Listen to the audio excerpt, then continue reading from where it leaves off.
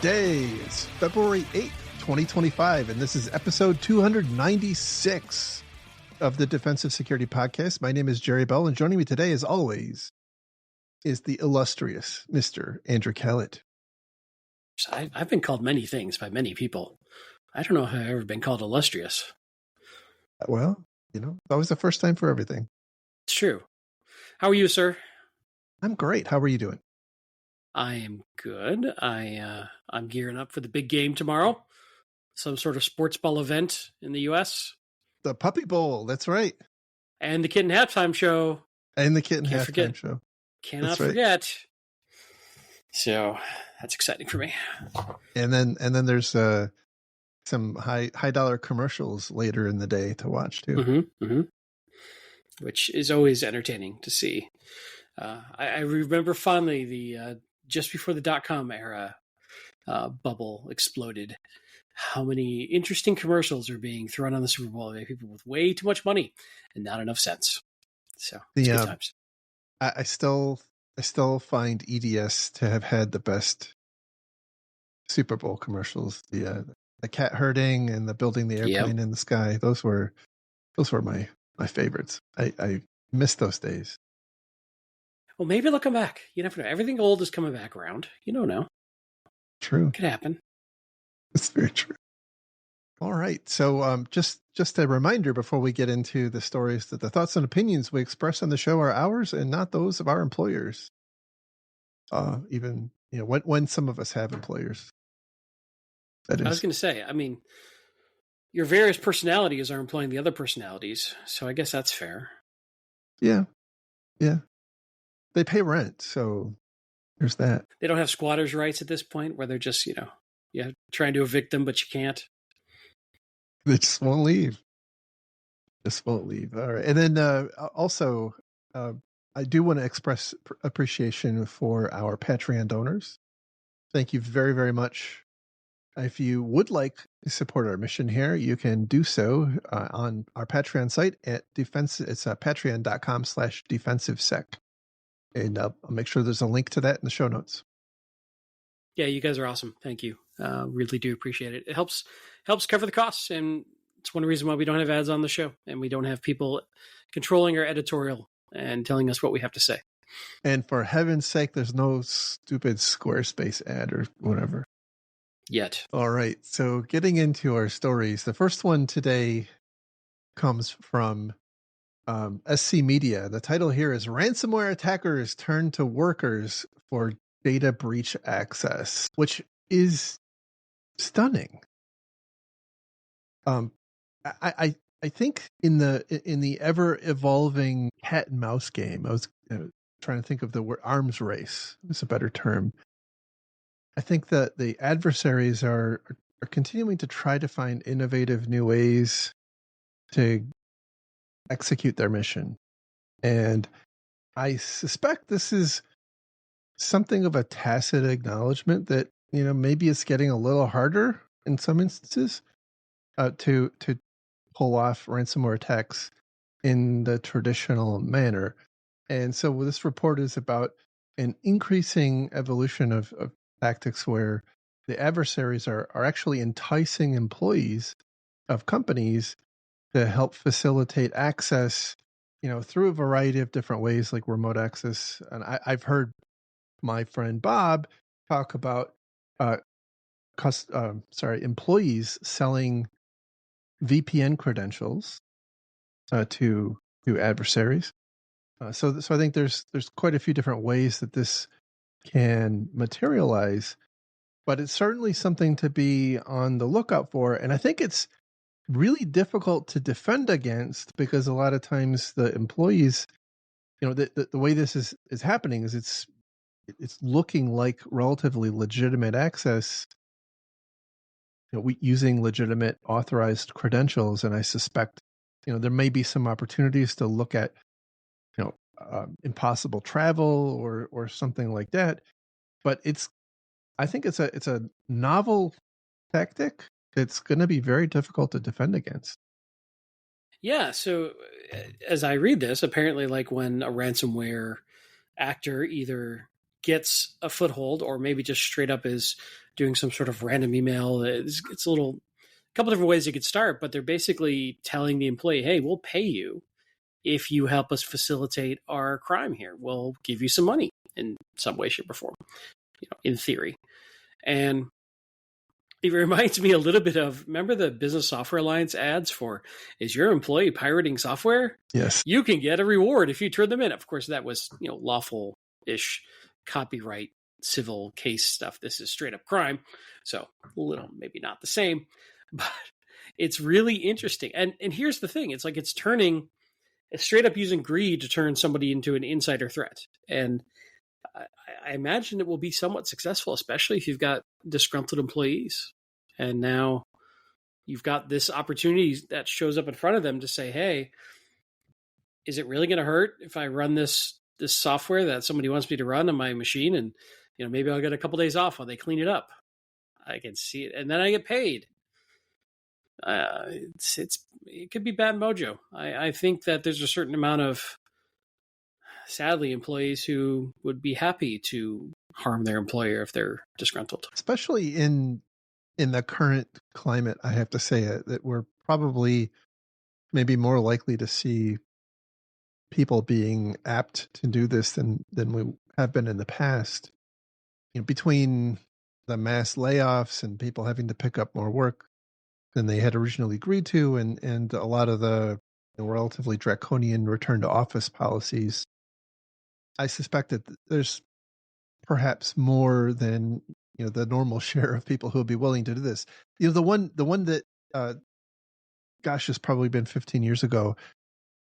A researcher was, I think it was in Central Park. They were giving away candy bars, like Hershey candy bars, in exchange for their work password, and being surprisingly effective at it. So, I think, look, I don't know how much necessarily how much money is being exchanged or could be exchanged, but it is certainly something to be on the lookout for, especially if this turns into more of a trend. But again, I think there are a few, but not a lot of opportunities to catch this. Again, the adversary is really asking employees or paying employees for remote access in some form or fashion, whether that's an RDP, a VPN, installing some sort of software. So, I would say a lot of the kind of the basics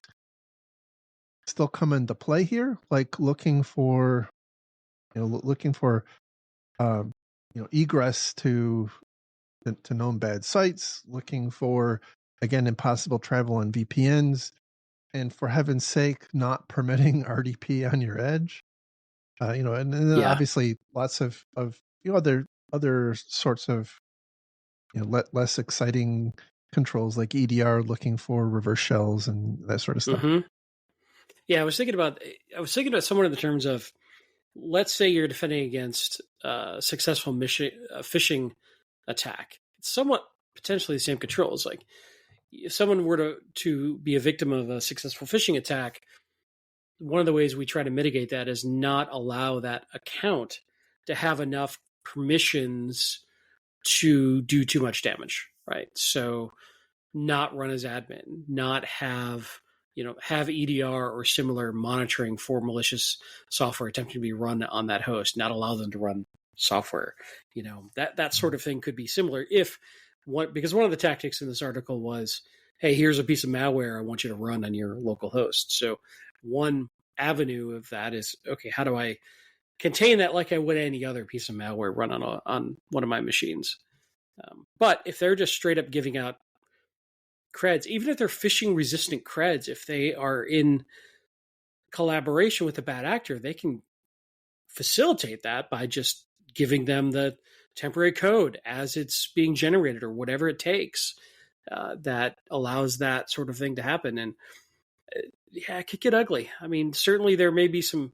I'm hoping that, and hope is not a strategy, but I'm hoping that this is relatively rare and not the beginning of a new large scale tactic, because this one would be ugly. And of course, let's be clear, Heck this is yeah. very, very illegal. If you're considering doing this, you will probably go to jail. So good luck. And you'll probably be found too. Right? This is it's not like anyway. I certainly would advise against this. There's better ways of making money. Yes. But if you do it and you make a lot of money, feel free to donate to our Patreon. That's true. That's true. Feet pics sell pretty well, I've heard. Not mine, sadly. I was paid to take them down, so I felt that was pretty, successful. Look, it's like the saying goes. Everybody makes you happy. Some people are happy. You make you happy when they arrive, and some people make you happy when they leave. Like it's a similar sort of thing. That's why you're so happy when you made money. Is that why you're so happy when we're done recording? Because you're done with me for the week? I go have a party. That's right. Mm-hmm. Next story. Right. Our next one comes from Dark Rating, and the title here is LLM Hijackers Quickly Incorporate DeepSeek API Key. So this is not a surprising development. Access to LLMs on cloud hosting companies is typically fairly expensive computationally and from a billing perspective. It's not hard to imagine that access is useful to all manner of people and would in particular be useful to use without having to pay the bill. I can tell you, having worked at a cloud provider, I saw lots and lots and lots of instances where customer accounts had been compromised, typically through some issue caused by the customer, which facilitated access to some adversary having the ability to create resources in their account. And almost exclusively, although not, there were some edge cases, almost exclusively they were used to mine cryptocurrency. And this is a new permutation of that. Then rather than mining cryptocurrency, they're creating resources. They're creating these LLM resources, and then further, they're packaging them up in a way that allows many people through a proxy to use an LLM that is being paid for by some unwitting victim of credential theft, where the access to their cloud account has been compromised. That access is added to a proxy server, and then basically arbitrary people, I suppose sometimes they pay for that access and sometimes they don't, are able to use that proxy server and run their LLM workloads without having to pay the actual cost. And so they talk about in this article how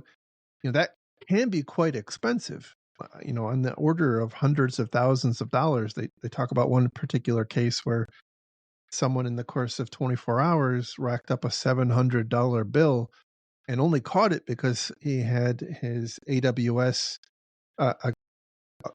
account billing alert set so that when his normal $2 per month spend was exceeded, he got an alert and was able to shut it off. And I think AWS even forgave that $700 bill. But he was on path. He was on a path to have like a $20,000 bill for the month, which is really quite crazy.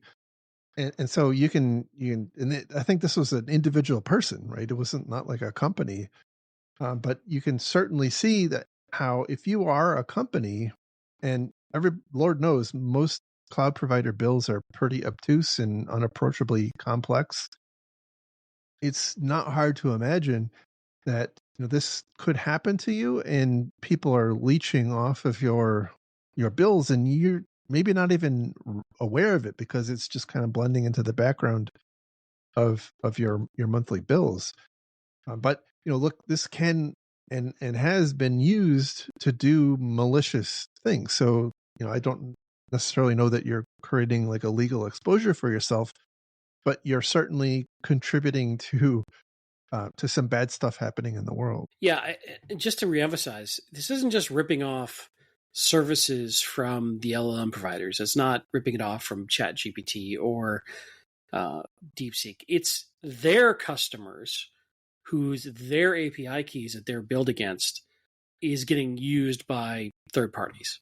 So your account, if you're one of these victims, is what's getting charged for doing this. And uh, that's what makes this, and they load balance it out basically through these reverse proxies over many, many different. So it's really hard to identify. It's really hard to know where the source is. And then they're selling, probably, we don't know exactly the economics, but they're selling access to using your account to go talk to these LLMs and do whatever they want to do, running up those charges. So, yeah, I mean, in a worst case scenario, somebody could be generating child porn images or other very, very nasty material that now you're associated with, which is even a worse case scenario than just a financial problem. So yeah, and I fear a little bit, especially with the case of DeepSeek, as we've seen so many reports come out showing that their security is very weak and their concern around security seems to be very weak. Best we can tell from afar, just looking at the reports coming out. I fear that it may be a little easy or too easy to get access to these API keys. And this is, as all these other potential LLMs just rush into this market, security sometimes is a laggard in terms of getting it locked down well. And they're just innovating so fast that security is trying to play catch up. And I think this contributes to that problem. Yeah, I think that let's certainly agree with what you said. And I think to carry that further, I think the consumers are equally moving fast and immature too. And so I think that's where I saw a lot of problems emerging on just the kind of the vanilla cloud side, is that you have a lot of relatively immature companies spinning up resources, and their focus is on developing an application. And they make a misstep, they contribute they commit some source code into public GitHub that has an API key, and suddenly now people are able, some adversary collects that key. By the way, we found that was happening like in minutes. They would collect the API key and then launch resources in that cloud account and again, typically it was to mine cryptocurrency, but in this instance, it's to use LLM, which is a very expensive, relatively speaking, a very expensive workload to be having hijacked from you. So, it's I think for most entities, it's going to be a financial impact. It's not like necessarily it's going to provide access and some data of yours or what have you. Although, depending on what the keys have access to, it could, right? Like the core of the issue here is that adversaries are finding valid API keys or credentials to these whether they're cloud accounts or AI service accounts. They're finding working credentials, and then they're using those. Now, And if you've got like a corporate private instance or corporate private tenant of one of these, with the concept of that you're submitting all this sort of sensitive data with the assumption that it'll be private, now you've got a bad actor potentially being able to extract some of that very sensitive information that you've sent to that LLM instance. Maybe. I mean, that's not the direct version of what's going on here, but it's certainly possible. yeah, so So, it's not a net new, like the initial intrusion isn't net new. Like, this is stuff we've talked about for quite some time. We have to do a better job at protecting our secrets, authentication keys, API keys, passwords, and whatnot. This is just a new harm that can come as a result of not doing that well. Yeah, it'll be interesting to see how this evolves. It's a brave new world around all these LLMs. All right. So our next story comes from the Wall Street Journal, and the title here is Phishing Tests, the Bane of Work Life and Are Getting Meaner. Just like you. That's right. So this article, it's behind a paywall, but I'm confident that the smart people listening to us who may not subscribe to Wall Street Journal can figure out how to get to it. Indeed. The story here is they actually give a pretty, I would say, alarming use case that exemplifies the issue. And this was at University of California, Santa Cruz. And the person they interviewed talked about how they received what turned out to be a phishing simulation email that was asserting that there was an Ebola outbreak at the college. And so that caused panic. Like, this person talked about how they had a friend who's an epidemiologist, and they got a lot of people torqued up about this. And then they clicked on the email and were then told that they failed the phishing test. And they go on throughout the article to talk about how there's actually a subreddit where I guess both victims and IT people talk about their antics, I suppose, with phishing simulation emails and the different lures that people have used, such as sending out emails that claim that there's open enrollment, or claiming that there's a giveaway for Super Bowl tickets, or I think there was one about a puppy was loose in the parking lot, and how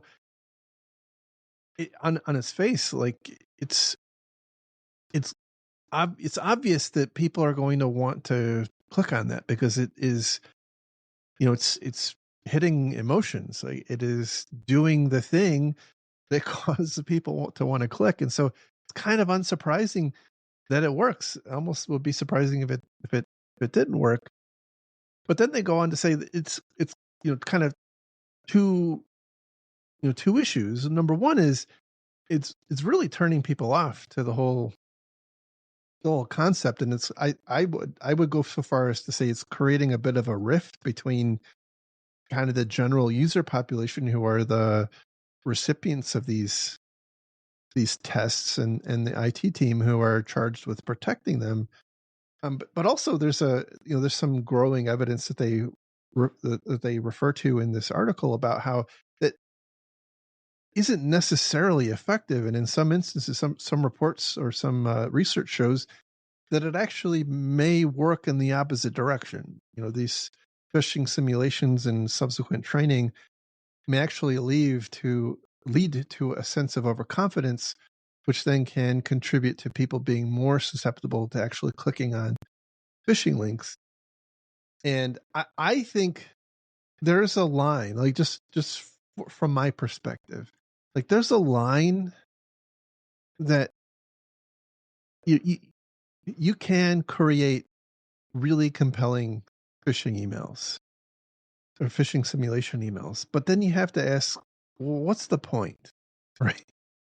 Yeah. Is the point really to write a phishing lure that is so good that all of your employees click on it? Because if that's the case, what did you learn? Mm-hmm. I don't think that's, personally, I don't think that's a very useful thing. Now, they do talk about, they interview at the very end of the article, they interview a CISO at a medical, I think it's a CISO at a medical company, or I think it's a health insurance company, who talks about how they have a different, and I would say far more draconian approach. And what they do is, if you fail a phishing test, you lose external email access for 3 months. And if you fail it a second time, you lose external email access for a year. And if you fail it a third time, you are terminated as an employee. And now they do say that they've never terminated any employees, but the insinuation is that they have locked people out of their email. But I you know, the whole concept here feels like transferring the problem from IT and IT security to the user base, who, like, you're giving them a laptop or a PC that has the ability to click on links, and then you're sending them the links, and you're saying, like, as a part of your job, you're going to have to click on some, but not others. Good luck figuring them out. Godspeed. Yeah, I strongly disagree with that approach of this. It was they were interviewing the chief information officer of Lehigh Valley Health Network about his 3 strikes and you're fired. I have very strong opinions on this topic anyway. I feel I actually am not a fan of phishing simulation tests. I think that any person at one time or another can become a victim. I shouldn't say fall for, could become a victim of a social engineering attack, a psychological attack, because that's what these are. And even our language is such that we say they fell for it. They were tricked by it. It implies that there's a moral, ethical, or intelligence failure on the part of the employee when they become a victim of one of these attacks. I disagree with that. I think that's wrong. I think that our job is to protect them from these attacks and to ensure that when they are a victim, because they will inevitably become a victim, that it doesn't cause too much damage. Now, they may not like that we have to build restrictions in their capabilities to protect themselves from these attacks. That can be a problem. But it could potentially hurt their productivity if they don't have local admin rights. But losing external email access for 3 months probably hurts somebody's productivity. This sort of punitive mindset of you're so dumb that you fell for this attack and now you must be punished, I think is the worst aspect of security people's mindset, of them lauding over their users the mythical and magical power of information security. And we're just smarter than all of you. And you're just so dumb. And look how dumb you are. And I think that there's a real aspect of that in our industry that is just wrong. And I've said it before, and we've been on conferences where I've given a talk on this, or I think anybody's susceptible. I think they're not paid to care about this. They're paid to do other things. I'll give you an example. If a recruiting department is paid to look at resumes and somebody crafts a really smart social engineering attack that looks like somebody submitting a resume, they're going to open that resume. It's our job is to give them a way to open that resume safely, not to make them figure out that somebody used a weird character in a domain name that is very obscure. We're asking too much of our users, and these phishing simulation tests feel like this default. You just have to do it, and it shows up in everybody's reports of, are you doing third-party risk management? Are you doing phishing tests? And we're not asking if these are effective. We're not asking the efficacy. We're not asking the second-order impacts of this. We're just taking it for rote that we have to do this as an industry, and that all responsible commercial entities do phishing tests to train their employees. I disagree. Even organizations I've worked at, we do it, and I don't think it's the right approach. I really don't. I think the right approach is, how do I assume that my users are going to be a victim of a sophisticated phishing attack in the worst possible way, and how do I defend against that? In my slightly ranty 2 cents, I would probably be more ranty if I weren't feeling a little under the weather today. I agree. People are not a firewall. You can't program rules into a person, and even the same person will, as you alluded to, will make different decisions based on different things happening, different times of the day, different days of the week, different weeks of the month, different months of the year. People are not automatons. They will make suboptimal decisions. They will make mistakes. They will they're trying to typically accomplish a mission as part of their job, and that sometimes requires them to click on a link. And I again, if the security of your organization is dependent on that, I think you got a problem. Now, I think the contra, because I have had this argument with so many people over the years, And the contra argument that people are probably yelling at their car radio or their iPhone or whatever right now is, well, yeah, but if you can train people to be more effective at recognizing phishing, like it's not perfect, but you can cut down on the number of potential attacks that you have to defend against. And I think that's it's a fair point. But I still go back to, I think there's a line, I think there's a line of ethics. Like I think it's unethical to send out a phishing lure, like a phishing simulation test that says there's that your dog is loose in the parking lot. Yeah. Or a phishing lure that says, hey, open enrollment starts now. Like I just, yeah, it's one of the most, and I'm proud of this one, I guess, but I'm ashamed to say it. Well, one of the most effective ones we did was working for a company who didn't often refresh their employee laptops. Our lure was, you are eligible for a replacement laptop. Click here to register. And damn near everybody that got it fell for it. Yeah. So, and then, but like, what was the point? What? The other problem with phishing training is you're training to a certain type of phishing attack in general, a certain level of sophistication, a certain look and feel that is pretty, for those of us in the industry, you can recognize them very fast. They're fairly formulaic. And if you go past, and here's the problem, is the bad guys can adapt. They get a vote. They can change their tactics. So if you keep changing your phishing tactics, at some point you're going to exhaust the user's ability to absorb and care. And we live and breathe this every day. So it's intuitive to us. This is what I think security people forget about, is things that are intuitive to us are just black magic voodoo to a lot of non-technical people. And it's not that they're stupid. They don't live in our world. Think about your finance people who they have intuitive knowledge of very deep, arcane finance rules and laws that would just be mind-blowingly complex to those of us who haven't spent their career in it. It's the exact same thing on the flip side. If we can look at a phishing, that's clearly phishing. But that doesn't translate unless you spend your entire career thinking and caring about this. And there's probably some aspect of our brains that are wired in a certain way that predisposes to being able to understand it, which is why we're in this career path to begin with. So if we train people against a certain attack type or a certain thing to look for, like check this and check that and check this, that's assuming the bad guys never adjust their technique. So, and you can't expect your users to constantly keep up the arms race with the bad actors. It's on us to defend that, whether it's trying to apply email security tooling for what it's worth. That, I think a decent email security tool gets that same thing you're talking about, which is that low order, obvious stuff that training would have caught. Same thing, a good email security tool probably would do the same thing.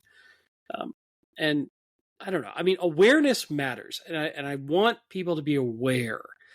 I don't know that training them with simulations in our current approach is all that effective. And being punitive about it, I really disagree with.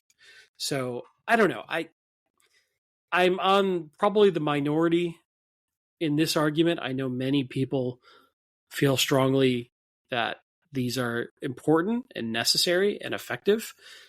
I'm a contrarian on this topic, and I know that. And there's an entire industry that's spawned around this whole area. So I look, every compliance framework, every security framework is increasingly coming to expect that this is in place.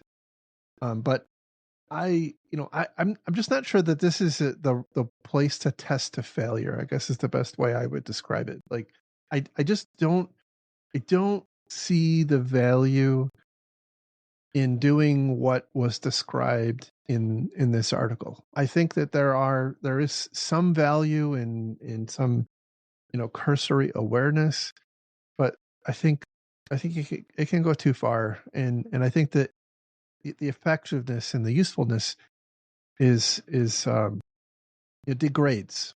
I just don't. Well, I don't and see the value in that. I also strongly disagree with the concept of attaching a failure or something to a failed phishing test, like a punitive, shameful response. Because let's say when that user really does fall for an actual phish and they've already been punished by you for missing something, do you think they're going to be eager to report it? Or are No, they going to no, but hope they're nobody probably going to notices? call up the BitLocker people or whatever the heck The ransomware BitLocker. operators who are Not buying internal BitLocker. access? That's Yeah. it would have been a great ransomware name, but it's actually Microsoft's disk encryption. Some would argue, same difference. Fair enough. Uh, anyway, yeah, I just don't think it's the right path.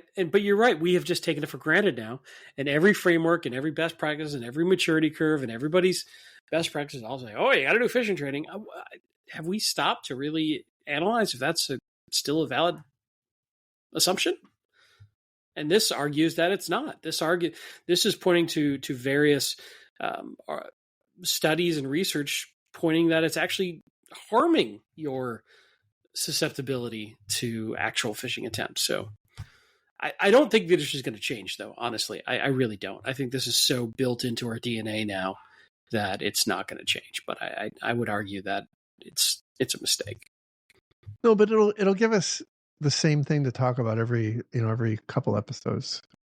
Right. And give me an opportunity to rant, which apparently people enjoy. Absolutely. All right. Our next story comes from Security Week. And the title here is Security Teams Pay the Price, the Unfair Reality of Cyber Incidents. Oh, so I would say, I would sum this up best as saying that if you are the janitor at a company, you tacitly acknowledge that part of your job is to clean up in the cafeteria when someone spills, right? This smacks of the same kind of thing. This appears to be a bit of a complaint about how decisions and actions taken by other parts of the business create a direct negative consequence on the IT security team. Whether that's as the result of an application security problem or some kind of compliance problem or a security incident, it all funnels back to the security team to have to go and clean it up. And I would say, like, that's their job.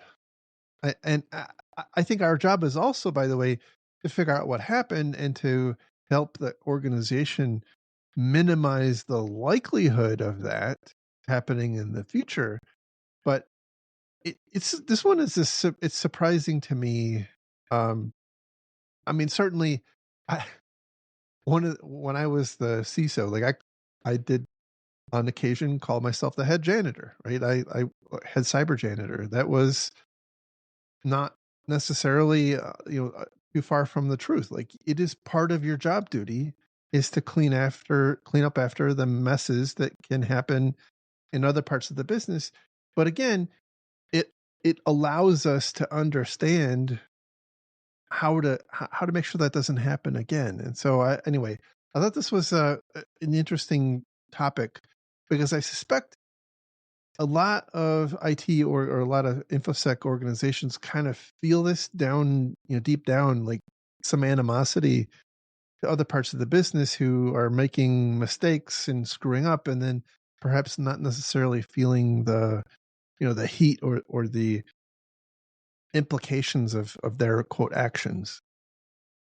Yeah. It's the whole, if they would just listen to us, or if they were just smarter, if they were just, did it the right way, we wouldn't have had this issue. And now we've got to clean this up. And I think you're right. There's an aspect of, I don't know that that's ever going away. That's part of why we have jobs, sadly. It sort of reminds me of there's a famous scene in Mad Men that's also now like a famous meme of Peggy and Don are working late and Peggy's upset because Don's not giving her enough credit for something. And, Peggy says, but you never say thank you. And Don says, that's what the money's for, right? Where he's like, I pay you, you give me ideas. That's the job. So there's some of that here. It's I get it. Like you're in security or IT and somebody does something silly in your mind that directly causes you work. You could start to get resentful and angry about that. But understand that I think that there is a balance of letting companies do risky things to allow them to thrive. They cannot have risk zero and be successful. So our job is to help them understand where the line is that's gone too far. And frankly, our job is often to clean up the mess when something has happened. And we also have active adversaries attempting to do bad things. This isn't just carelessness internally. This is you have bad actors or threat actors out there intentionally trying to break in. And yeah, we got to clean that stuff up. So I don't know. I agree with you. This article did feel a little like, but flip side of this is it acknowledges aspects of burnout and not maybe not directly, but that aspect of, hey, there's a load that comes with doing this job, but I think that's true for any profession. You're in finance, and a sales guy goes and sells a deal, and the paperwork isn't just right. You've got to clean that up, or you got to go collect the money, or you got to deal with that, or you're in legal and you've got to review paperwork and contracts and fix things. Like that's kind of the job. That's why we're hired, is to facilitate that need for the business. And I don't know. I think there was kind of an implicit, if they just did XYZ, this wouldn't happen. I don't know that that's fair. Look, every incident has a cause, right? But not every incident is necessarily avoidable, or at least reasonably avoidable, especially in continuing to be in business. So I'm left wondering, what's the alternative, right? So you lock down the business so much nobody can do anything, and they come begging for permission to install anything, and you go so slow and are so ineffective that you're quickly outgunned by your competitors and you're out of business. Yeah, right.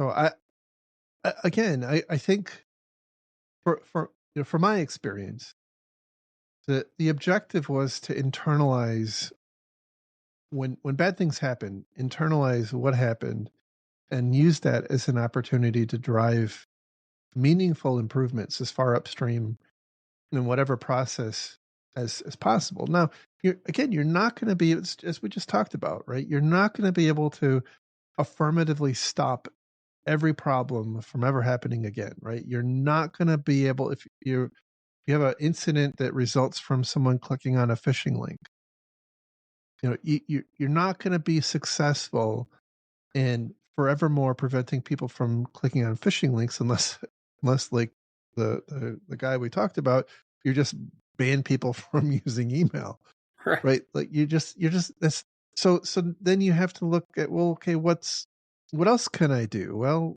how do I mitigate the impact of the thing that happened? So recognizing that could happen, I'm going to move to phishing resistant credentials, or I'm going to do something different that mitigates the thing that we just experienced. That's what our job is. Like that was, you have to do some of this proactively. Obviously, you can't wait for everything to turn into a security incident. But the job is to help the business understand how to, how to operate more securely. One of the big inputs into that process is security incidents. And so, like, there's nobody else that's going to manage them for you. And it's not like you're going to be successful in having them never happen again. So who do you want to, I'm sorry, but like being flippant here, I guess, but like, who do you want to manage them? Who do you? So part of what I'm hearing you say is, don't let a good crisis go to waste. That's part of what I'm hearing. Yes. I would say there's also times when you can't fix it and you shouldn't fix it. I'll give you an example. Let's say you're dealing with a DLP situation and you've got a disgruntled employee who's planning to leave the organization and wants to copy data to his personal device, which is not great. We don't want that. Like, that's company data. They're not supposed to do it. You could build very restrictive controls around that. But that'll have a down order impact on other people's ability to share data and work with customers and work with. So there's a cultural aspect there too of how controlling do you want to be with a technological control versus a policy, a written policy. And do you have the staff to manage it? Like, let's say in this case, you implement DLP. It's really noisy. You've got a lot of people are going to have to investigate it. You're going to be contacting employees going, what did you do this? Why did you do this? What's going on here? Can you show me that? It's going to have an impact.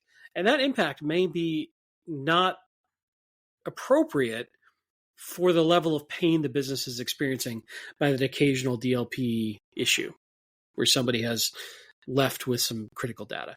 And I hate to say it, but there are times all the time, businesses take a look at a problem and go, it's not like the cure is worse than the disease. I'm not going to go down this path of what it's going to take to fix this yet because it's not causing me enough pain. I have better use for those resources in that time. And we just have to accept it. And I think the other aspect of this is not assuming somebody did something bad, but just somebody made a mistake or in our mind did something that we wouldn't have done. I think one of the things, again, going back to IT and security folks, is we have this assumption that everybody has the same skill set we have. And we're frustrated when they don't. Like, how did you not understand that about this thing? And again, I say, if you have that mindset, you should try to change that because they have their own specialties and their own skills typically and their own areas of interest that we don't have. And they're not trying to ruin your day. They just didn't know better, or they didn't, a mistake was made, or they don't have the skill set, or they come asking you for something silly, like at the last minute. And they don't understand that integration request they made is actually months of work and they need it in a week. And now you're upset. And you're upset because you think they should have known better. And they don't even understand the context of what they're asking. So they're not intentionally trying to frustrate you by not giving you enough lead time.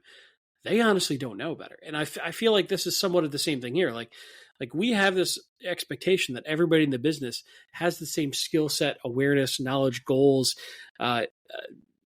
measurements, metrics, and reward systems that we have. And that is just not true. Definitely agree. I do agree with some of the recommendations at the very end of the article. Like most of the article is just setting up the problem, and there's like 2 or 3 sentences that talk about the recommendations, but they recommend building relationships across the business, ensuring that the requisite people, process, and technology are in place, and ensuring ensuring preparedness. So I think like making sure that you have a well-honed or well-oiled incident response process, so that you're not scrambling when and if something bad happens. But I certainly agree with the concept of as you were talking, like that resonated a lot. Like one of the ways you avoid what you were just describing is building those relationships so that people will come and talk to you early, and you have, again, it's not ever going to be perfect. It's never going to be as efficient or seamless as you want it to be. But if you do build effective linkages to the business, you'll have more of an opportunity to to be involved in those business decisions, not so that you can be obstructionist, but so that you can help facilitate and make sure that things are happening on time or happening in a secure way, or what have you. But I think fundamentally speaking, though, this is our job, and I felt like, at least from a headline perspective, my initial gut reaction was, well, who on earth is supposed to do this if not IT security? Yeah. And one thing that occurred to me as you were saying it, like if you're in a position where everything is just well-oiled, perfect functioning, no friction, no drama, you're probably not innovating. It's probably a very static, or very slow, bureaucratic, red tape driven process. And that's probably not where your business wants to be if you're trying to get stuff done.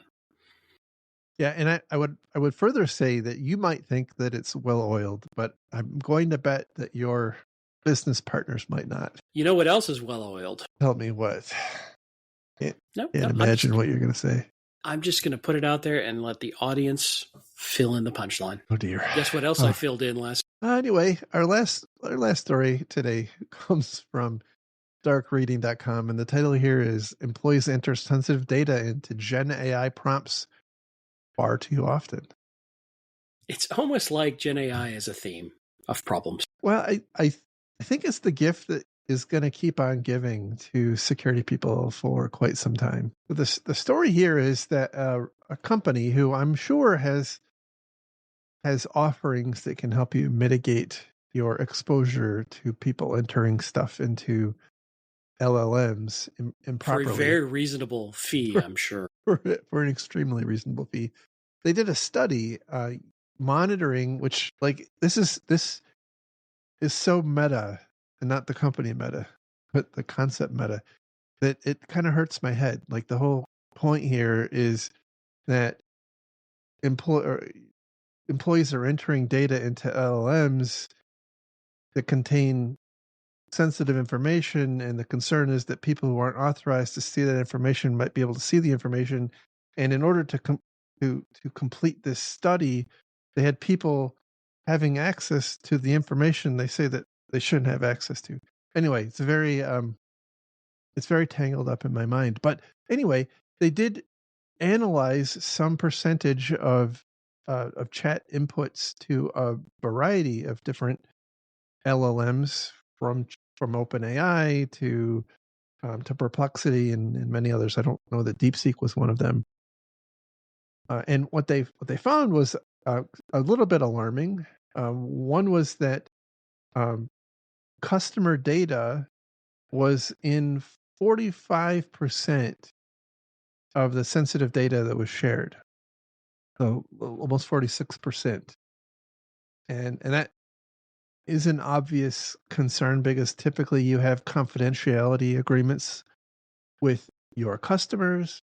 And as they point out in here, typically these LLMs, again, unless you're running the LLM yourself, or you have some kind of special agreement in place with a provider, the data that your employees are entering is probably being incorporated in some means into future iterations of the model. And there's a concern that perhaps security researchers might have access to the data that they're inputting, or that in the future some enterprising actor might be able to reverse engineer, whether that's through like some kind of a jailbreak, or trick the LLM into exposing the data that it was trained on. Now, I don't know if that is, I can't think of an example where that has happened in the past. But it's perhaps not impossible to think that could happen.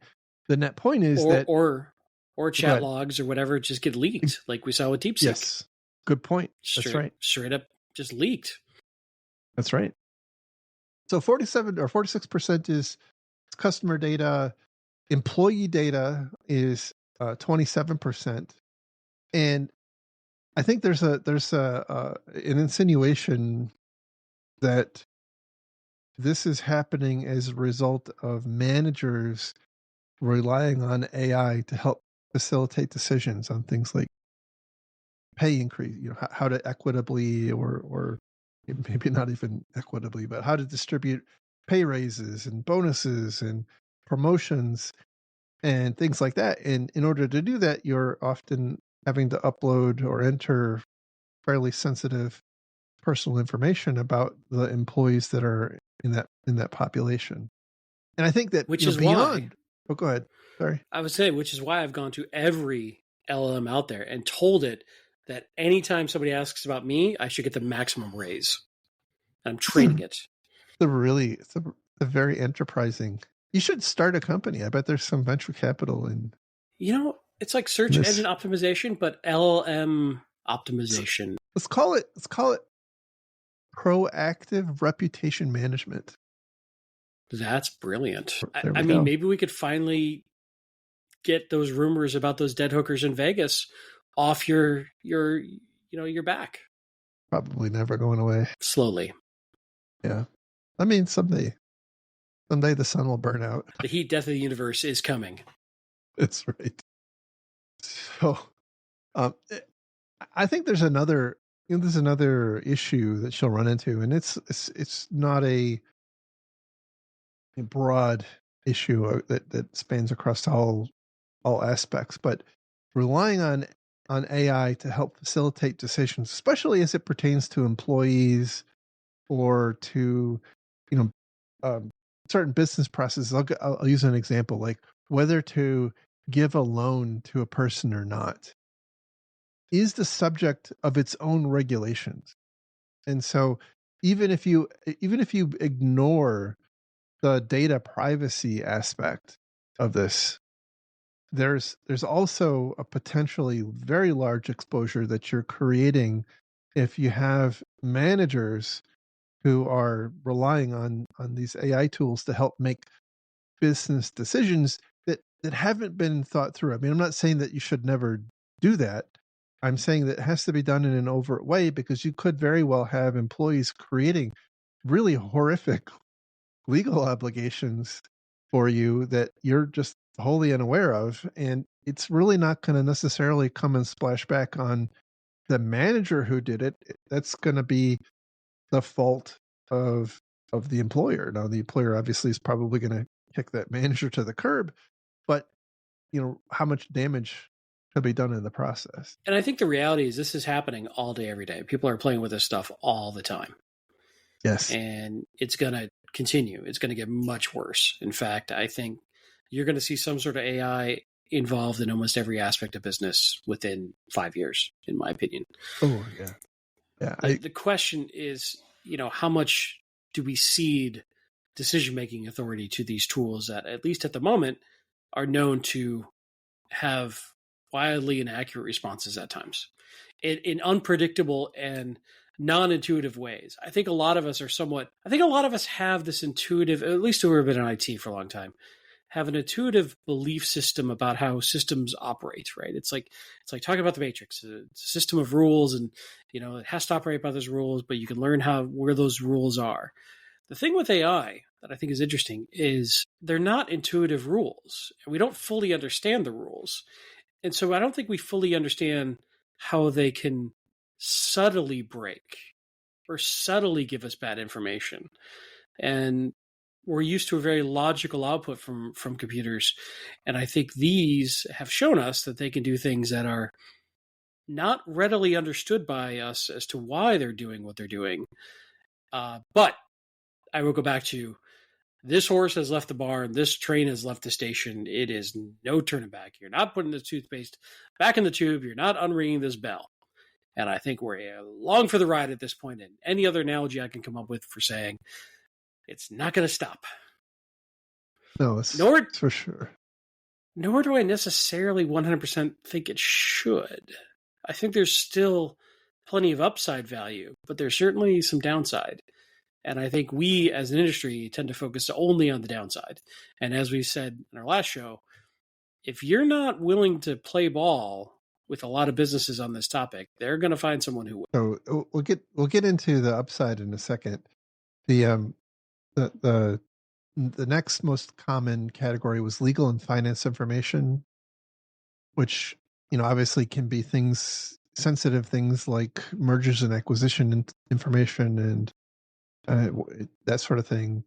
And then finally, security and security code, like 6.8 and 5.6%. And they do point out that this is, while it's the smallest segment of data, it's among the most sensitive, at least from a company's perspective, because, again, I think what we're seeing is that some security organizations are relying on LLMs to help make security decisions by inputting relatively sensitive information, perhaps like vulnerability scan results or pen test results or code scan results or even source code itself and asking for guidance on what to do. And again, if you aren't if you're not if you're not careful, this can create a problem. Now, like you said, this horse has left the barn, and companies, and they talk about this in the article here, that if companies are not don't use AI to their own potential detriment because their competitors at this point almost certainly are. And so right now we're in this mad race, and I know it's very frustrating for so many people in the industry to watch. We're in this mad race for organizations to figure out how to most effectively use AI in their business. And this isn't necessarily to say like that we should not do this. It's not even to say that you shouldn't, you shouldn't use AI to help make these security decisions. It's that you should do it in a way that is acknowledged and overt by the company. Like you should use AI tools that you have an agreement with, where you have some kind of commercial terms that that cover the data protection and confidentiality.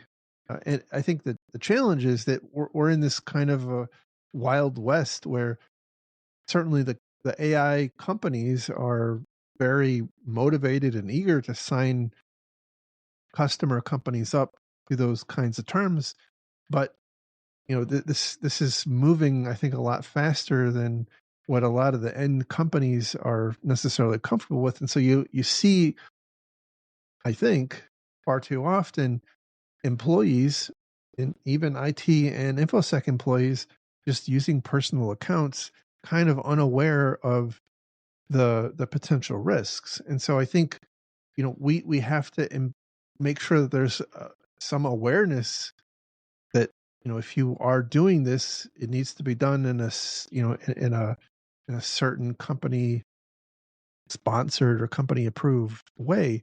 But I think it's also super important that the company have a means, if this is going to be part of your strategy, that you have provided the means for employees to do this.